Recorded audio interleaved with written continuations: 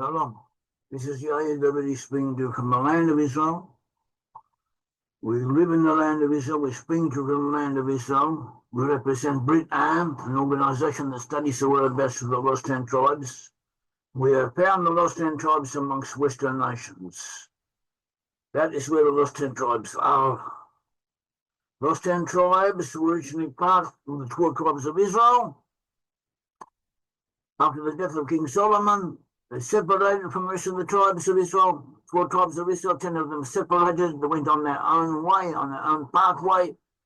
They stopped being religiously attached to the faith of Israel, to the Bible. Became pagans or conquered by the Assyrians, taken away and exiled. And through various pathways, they moved to Western European countries. And their descendants are to be found in those areas, as well as in offshoots from those European countries, in North America, Australia, New Zealand. And that is where the lost 10 tribes are today, amongst those peoples. And in some cases, there could be a majority of these people in those regions, or a substantial proportion of them. We don't know, but we have indications that they are a great number of people. That was how it was prophesied, and that is how it seems to have become. A great number of people in the West descend from Israelites, and we have proof of it. We have proof of it from the Bible. We have proof of it from other sources. And that is where they are. And they should know about this.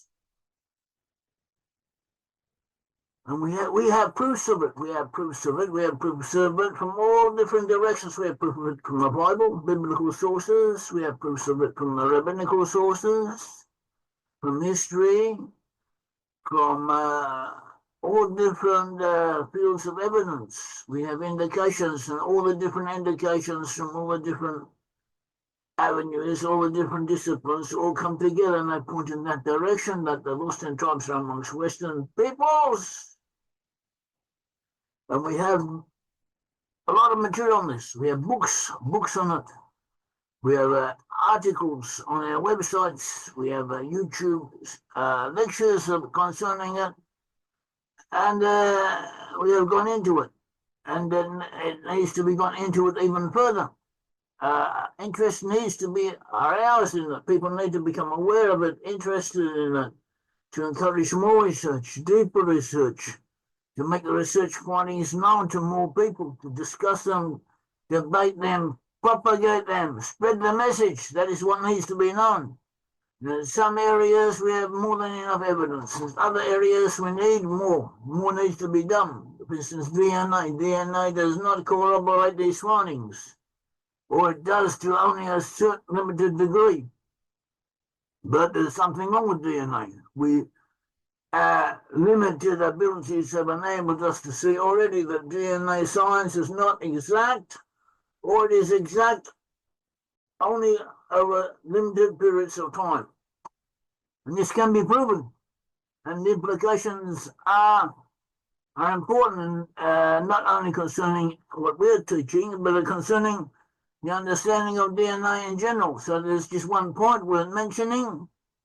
The main descendants of the lost tribes of Israel, as we have proven amongst West European nations and Western nations in general, the foreign descendants of Israelites in Ireland, in Northern Ireland, in Scotland, England, USA, Canada, Australia, New Zealand, South Africa, Finland, Sweden, Norway, Denmark, Netherlands, Belgium, France, Switzerland, and other areas. And among these peoples there are many who are anti-Jewish, or they are neutral as far as the Jews are concerned. Some are against the state of Israel because it is fashionable among certain circles to be that way. Others think Israel is too aggressive. The media sometimes tends to depict Israel as the aggressive party, even though Israel is only defending itself.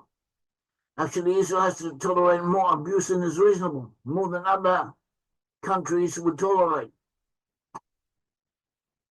In all these areas that we have mentioned, there are many who do support Israel. That is where the most supporters of the Israelite people, the state of Israel, is to be found, in these peoples.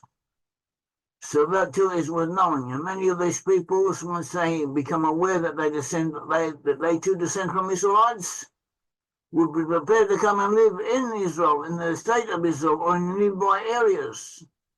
The situation at present is that the state of Israel is surrounded by enemies. The Arabs are attacking us all the time. And we beat them down, beat them back, and they come back, and they keep on coming back. We beat them again, and they keep on, and they're quieting down, and they come back again. Israel is a strong armed force. It's a relatively strong government, strong people, with the potential for a momentary lapse of alertness, of preparedness, momentary weakness to be caught unguarded. This can happen. It happened on the 7th of October 2023, almost a year ago. That day, about 2,000 trained Hamas mercenaries, followed by 1,500 Syrian volunteers, broke through the borderline fence and attacked southern small settlements in Israel, and they captured people. They killed men, women, and children. They tortured them. They raped them. They did all kinds of horrible things, and they filmed themselves doing it. And they put the films up on the web. And some of these films can still be seen, as others are there in the dark areas of the web. But the films are there. They wanted what they were doing to be known. It's part of their psychological warfare. And Israel was slow to react, but they did react. In the moment we were winning, have the upper hand. But who is to promise us that it will always be this case? It only takes us to lose once, or even to be seriously impaired once, and we may never recover from it. We give the Arabs chance after chance after chance to come back. We even help them resuscitate, recuperate, and then they come back again and again and again. And sooner or later, God forbid, they're liable to overcome us or not. But whatever the case, this is a danger. We could use other people. Israel hasn't got that many people. We could use other people coming in and settling around the borders, in border areas, in Syria, in Lebanon, in different parts, and even in Jordan, and in the south. We could use people to support us. And they could come in, and they could be settled here, and they could be on some type of halfway basis, once we learn how to assimilate them, or how to bring them in, and have them recognize the Israelite ancestry, and make it known unto them and to the rest of the world. Present Israel's in conflict both in Gaza and the south, and Lebanon. The southern part of Lebanon should actually belong to the Jewish state of Israel. It was once destined to be, but that didn't work out that way. Well, at one stage there was talk of it, the southern Lebanon belonged to Israel, and we could use that area, and we could use that area as a strategic depth to keep the Arabs a little bit further away from us. Also to use the waters of the Litani River that are very valuable, very copious, and at the moment flow into the sea, and are not utilized. So that is a possibility. And this is how it was predicted in Zechariah 10, chapter 7. It says, Ephraim represents the lost 10 tribes. It says, Ephraim shall be like a mighty man, and the heart shall rejoice as with wine. The children shall see and rejoice. The heart shall be joyful with the Lord. And he continues, and I will slow them among the peoples, in the distant places they shall remember me, and they shall live with their children return. And I will turn them from the land of Egypt, and from Assyria I will gather them, and to the land of Gilead and Lebanon, that is Jordan and the northern areas north of Israel. I will bring them, and it shall not suffice for them. So it is prophesied that the 10 tribes will return to those areas.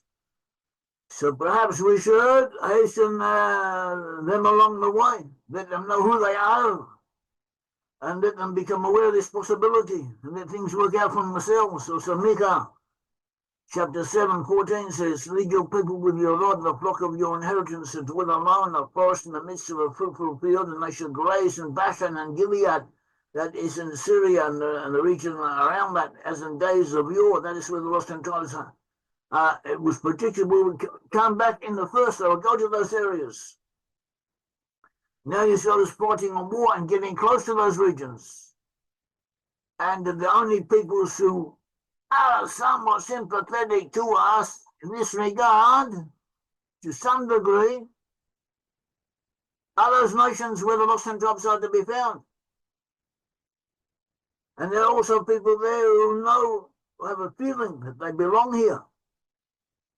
So this should be perhaps put into effect, utilized. So this is something to talk about, think about, and consider. Others have spoken of this and raised similar ideas, but it's worth knowing. The Bible indicates that that is what will take place. So perhaps we all should begin to think in that direction. Thank you. May the Lord God of Israel bless you.